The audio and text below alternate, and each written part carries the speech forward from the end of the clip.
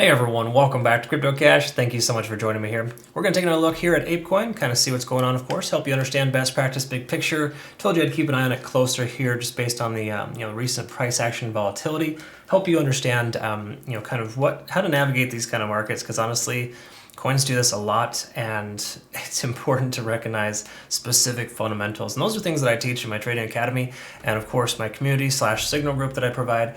Link in the description below, CryptoCache.tech if you want to become a member. But we have over 300 members presently, and every week we all get together and talk crypto. It's a really cool experience. So check that out in your own time. But here's the thing with Apecoin. First of all, it's fairly new. Its ICO date was March 17th. It was one of the only coins that I'm aware of actually that had an ICO date on multiple platforms, like very large platforms. Usually it starts with small exchanges and goes to the larger ones. In this case, it was just straight on to everything. So it's had an interesting start. And obviously that provided a tremendous amount of volatility on its first day. So lowest of 93 cents, upwards of $28. That's the range on day one.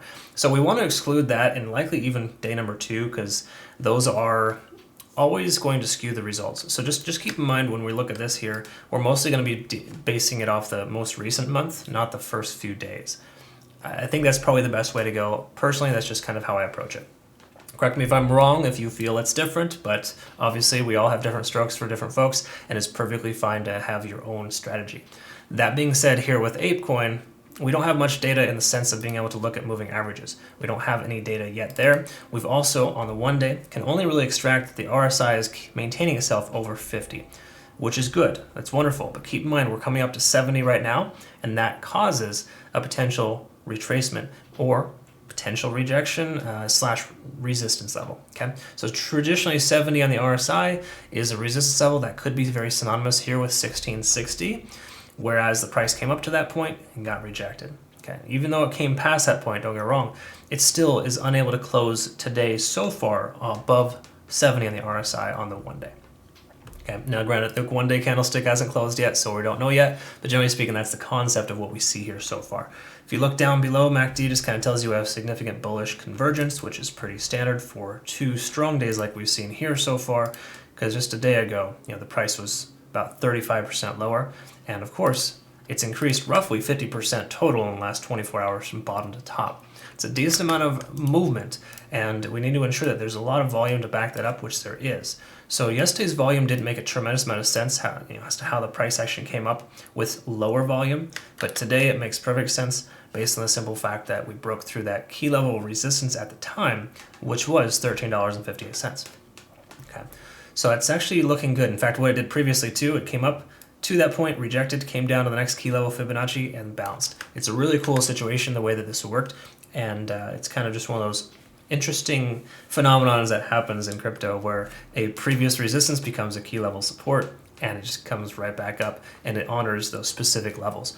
So either way, that's kind of where we're at there for now. I'll redraw out the Fibonacci retracement levels tomorrow after we have more data. This candlestick hasn't closed yet, so some people ask like, hey, why didn't you adjust it to the highest point?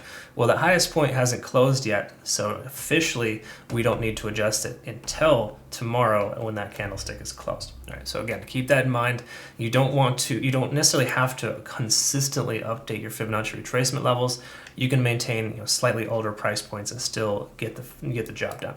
That being said, looking at the 4 hour, we got this, nice. The 200 is actually coming through here finally. So we got the 50 and the 200 intersecting for a golden cross.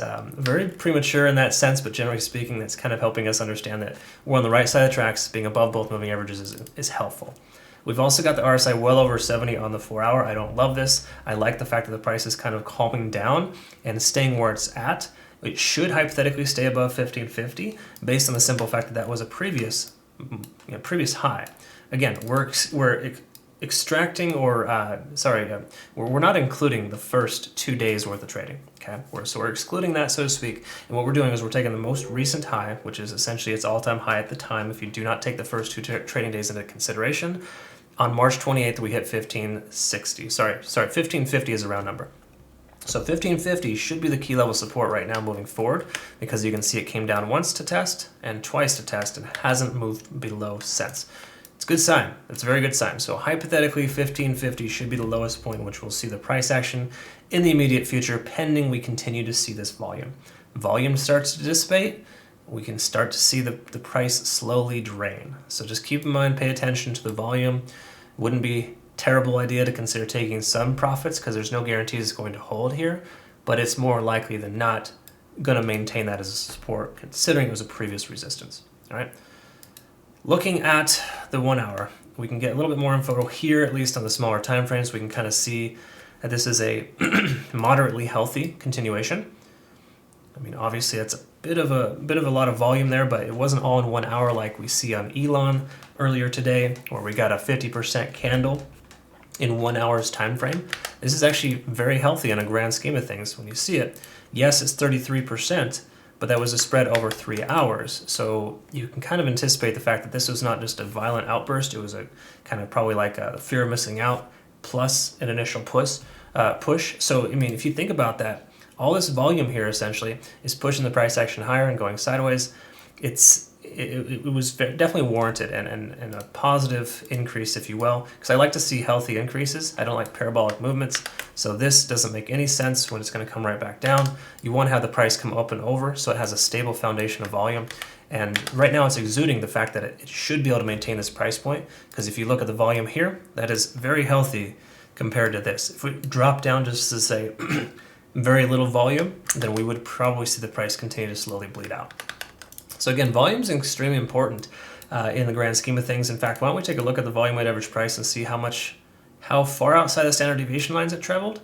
Not too far. And the reason why is because there's extremely more volume than before. So when you have volume to back it up, this volume weighted average price will continue to progress upwards and work as a support. It's maintaining itself as a support right now because we have the amount of volume to back it up. Furthermore, too, these standard deviation lines would have been further out if we had more volume, or thinner if we had less volume, and it would have contracted the price action faster. So this is very healthy in the grand scheme of things here. I like to see the fact that we have increased volume and maintaining a specific price point. Volume weighted average price is holding the price in place, and we're overall looking very, very good. So to me, Apecoin should not go any lower than 1550. We're probably going to experience some consolidation here for some time, and a likely break to the upside in the near future. Again, pending Bitcoin doesn't do anything stupid and obnoxious, because this right here, this is Bitcoin being a kind of an asshole, right? Comes up to 42,000, now it's right back down to 41. That's standard, we expect it. Key level resistance, of course, but it's going to affect even the strongest of altcoins. Okay, so just keep that in mind. The volume is very, very important here. So I think big picture, excuse me, is that Apecoin should maintain a price point over 1550. If we lose that support, we're obviously going to have to reevaluate and double check. There's a key, pretty strong support right at about 1440. I would say 1440 is the lowest point which we'll see, but 1550 is probably the most immediate. A close above 1550 today, and we're going to be looking to be in pretty decent shape. Because what that would do is that'd prove that today we can close above the previous all-time high. Again, if you exclude the first couple of days of trading, which makes sense here. That being said, I think we're in pretty good shape here, and Apecoin should continue to progress higher. So I really like what I see here so far from this. I wasn't expecting such a strong increase today, but keep in mind, it's a fairly healthy one. Okay? It seems weird to say that, but if you look at the smaller time frames you can identify, especially looking at the volume and the weighted average price. Let's take a quick peek here, because I forgot to look at this yesterday.